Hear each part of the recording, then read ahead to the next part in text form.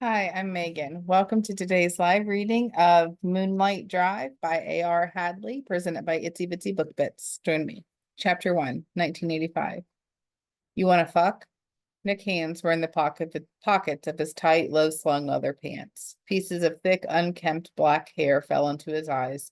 The color of those eyes, something he never could hide.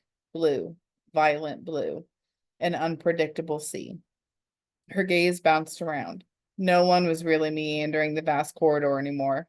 The show had ended. It was after midnight. She'd been leaning against a wall, knee bent, sporting a black corset, boobs suffocating her neck, hoping for another glimpse of him. And now that he was here, a few feet away, suggesting sex, she found she couldn't meet his tempestuous gaze. The magazines didn't do him justice. How old are you? She swung her eyes in his direction, and when she met his stare, she swallowed. Her palms began to sweat. 19. Not jailbait. He smiled, laughed a little too, the sound deeper than she remembered, full of experience now. Or maybe it had always been that way. How old do I look? Like jailbait. But if you just just asked if. He shrugged. You shouldn't believe the gossips, he said. And her gaze left the colorful tattoos lining his right arm and landed on his lips. Have I seen you before? Maybe. You're familiar. I'm nobody. Nick stepped closer, smelling of sweat and booze, his eyes stormy, branches of tweez blowing recklessly in the wind. I've seen you. His gaze darted back and forth. She tried not to wither under the intense scrutiny of his stare, wondering if the changes of the last few years, some organic, others intentional, would conceal her true identity. Mascara and eyeliner, charcoal and thick, framed her deep green eyes. Once blonde hair, now dyed black, cropped and mangled. Freckles mostly faded, especially when she avoided the sun, makeup helping there a little too. No longer a waif then. And Nick had never seen her with boobs.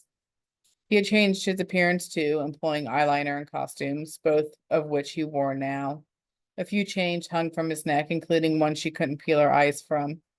Fingerless leather gloves adorned his hands, and his chest was partially covered with a vest, also leather, holes adorning it, wide ones rimmed with silver. Giggling interrupted them. A couple of girls came down the hall looking stoned or drunk, walking so close together their shoulders touched. He made room for them, and the hangers-on came between them. Nick's gaze traveled from her tits to their asses, cheeks peeking out below the hems of their short, tattered jean skirts. Several silver bracelets dangled from their forearms. Their hair looked freshly teased, much like his had been when he'd first taken the stage. The sidelines of the stage had been where she'd watched him for 2 hours straight. All four of them, actually. But Nick was why she had come. The reason she'd flirted her way backstage out of the sold-out arena, intent on making her way onto one of their tour buses. Hey, Nikki, said one of the girls said while the second one touched his chest. We want to have some fun. It's boring. She stretched out the word. The other guys have left. Yeah, the one touching him added. I'm having fun, he replied and looked at the familiar chick talking to this girl here. What girl? Nick rolled his eyes and then he gave them to the girl leaning against the wall. The groupies followed his gaze, and when they landed on that girl, they gawked, both appearing both disgusted and curious. What's your name, baby? He asked the girl he referred to as jailbait. You don't know her name, one of the two said. I don't know yours either. Cool it. You don't need to know our names, one of them purred.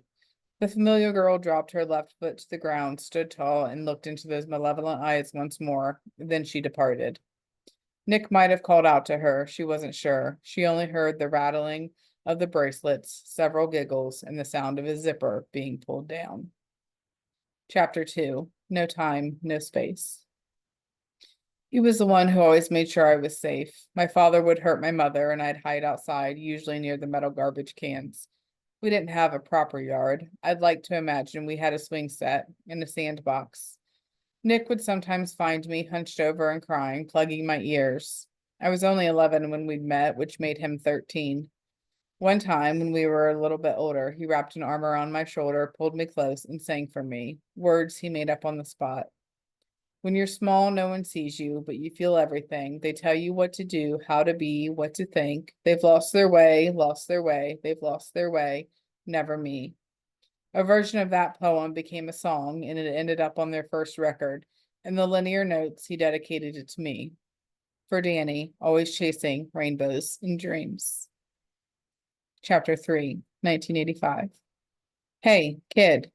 She looked up from the side of the stage, having just watched another performance. This one had been longer. 2 encores. The New York City crowds had demanded it, and Moonlight Drive had given it to them. The fans went wild. She had too. No matter how many shows she had seen, and she'd been traveling with them for a few weeks now, riding on their tour buses, crashing in their hotel rooms, she had no doubt tonight's energy had been especially electric. Why are you always hanging out here during the show? The drummer asked as he made his way off stage, glancing at her ears. Do you have plugs? Yeah, she started to follow. I always see you standing right over there. I want to learn how to come with me, kid. He nodded while she continued to walk a pace behind him.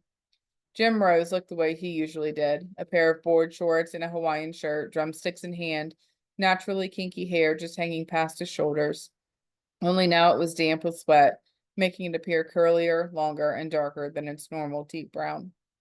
At 34, Jim was the oldest of the 4. He didn't bother wearing makeup or teasing his hair. He wanted to be himself, and the guys didn't argue. After all, he was the one who had started the band, pulled them all together, 4 guys from very different backgrounds. Danny knew everything there was to know about Moonlight Drive, every last detail. She wondered where Jim was leading her, though. He was different, but she hoped he wasn't like the rest of them when it came to sex. She wasn't going to drop her pants for him.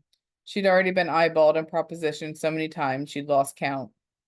Someone on the crew handed them both water and Jim a wash rag. He wiped his face with it, tossed it aside, and then they entered a dressing room. Sit. He flicked on the light and eyed the small couch. Danny glanced at his cushion, but remained standing. He smiled. I see the boys have gotten to you. Her eyes widened. That's not what I mean. What's your name, kid? Daniella. Look, Daniella, I don't want to fuck you, okay? I have a wife. So, I'm one of those guys who doesn't fuck about. I didn't know there was such a thing. I'm not perfect, but I don't make a habit of to sleep around. I'm here to play drums to please the crowd. Then what do you want to do with me? You tell me. Jim planted himself on the couch. Even seated, he appeared tall and large, about 6'4" when he didn't slouch, the girth of a grizzly bear. You carry that book around. He eyed the blue thing in her hands. You're always watching us on stage. Not like you want something from us, more like you have something to give. He glanced at the hem of her short skirt. Something up here. He tapped his temple. Why do you dress like that? I like it, she countered with more sass than intended, and I don't hear anyone asking the other. They're groupies. You're clearly not. He palmed his chin. Not an average one, anyway. I can still dress how I want without someone thinking I'm a slut. I thought you were different too, but you're just like the... Jim pulled out an acoustic guitar, interrupting her worn speech about the boys' club, and began to tune it. You play? He asked as he looked up, staring at her in a way no one ever had, not even her father. Jim seemed to take her seriously, and he didn't even know her. No, she shook her head. You want to? She bit her lip and nodded. Then it's yours. What? You can have it. Jim, she cleared her throat. Why are you here, Daniella? He looked at her the same way as before, not intimidating, but parental. You said you wanted to learn. What do you want to learn? Everything, she exhaled, voice a little shaky, but eyes certain and locked on his. Then it's yours. He glanced fondly at the guitar. I've been waiting for someone to pass it on to. Something tells me you're the one, kid. But I can't play. And you never will without an instrument, he laughed. She smiled, picked up the acoustic, and began to finger the strings. You managed to find us. You're still here. You haven't run away from these animals, he chuckled. And I'm sure you've already seen more than you bargained for. Danny grinned. I think you're just the kind of girl who finds her way, Jim continued as he showed her where to place her hands. Chapter 4. No time, no space. The moment the stylist finished cutting what remained of my long blonde hair, I knew there was no turning back. 19 and sitting in a tattered chair at a rundown salon, I gazed in the mirror, my back erect, cheeks flushed, a concert ticket and cash burning hole in my pocket. I no longer saw a girl, not the one who spent several years cultivating a beautiful garden, nor the naive one who loved a boy who'd made a promise, then forgotten it. I saw someone with deep green eyes swimming in a sea of lost dreams. My hands trembled as it found its way through the cropped strands, the pieces still wet, non-uniform, black. Just as dark as his now. Except mine didn't shine practically blue. Maybe no one had a light the way Nick did. He was natural, all-consuming, ever-present. A few weeks after joining their Live and Wired tour, I quickly realized I wasn't sure which one of us had gone missing, me or Nick. Who would run away from what or whom? Despite the electricity Nick possessed, he seemed like a completely different person. And I was still a girl trying to make it in a boy's world. Only now, instead of sandals and flowers, I had my Doc Martens and a notebook full of promises.